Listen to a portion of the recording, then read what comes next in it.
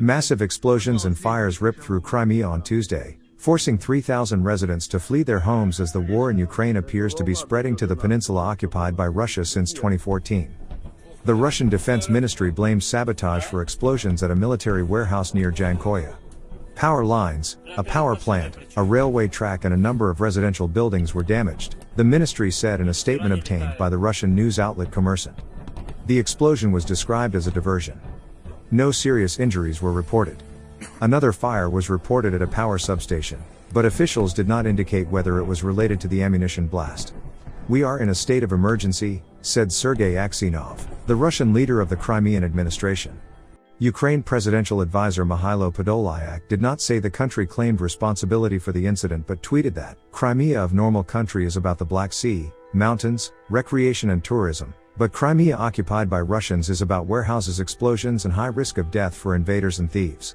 But a senior Ukrainian official, speaking on the condition of anonymity to discuss the operation, said that an elite Ukrainian military unit operating behind enemy lines was responsible for the blasts. Video shared by a Russian channel of what the ammo depot looked like before it was targeted, reportedly by a quadcopter with munitions. It was clearly very vulnerable and they weren't taking basic precautions you'd expect for a military at war. Kommersant also reported that there were plumes of black smoke earlier today at the Gvardesky Air Base in Crimea, which houses the Russian 37th Composite Aviation Regiment with Su-24M and Su-25SM squadrons. Last week, the Russian military blamed a series of explosions at Crimea's Saki Air Base on an accidental detonation of munitions there, but the incident appeared to be a Ukrainian attack. Kyiv said the explosions destroyed 9 Russian airplanes.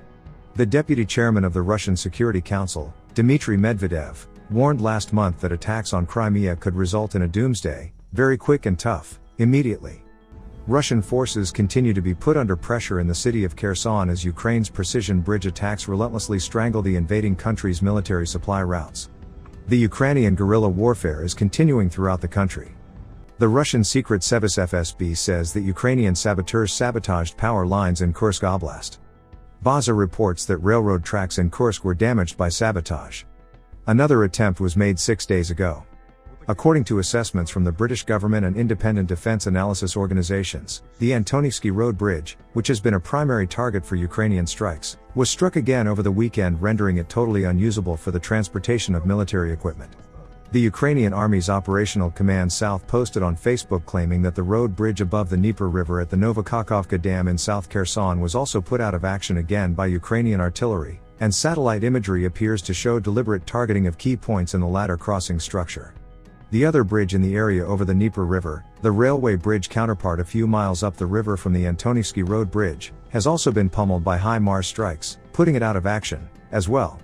Keeping these crossings out of action has been a top priority of the Ukrainian military, and that leaves the whole Russian army in Kherson cut off, without enough supplies.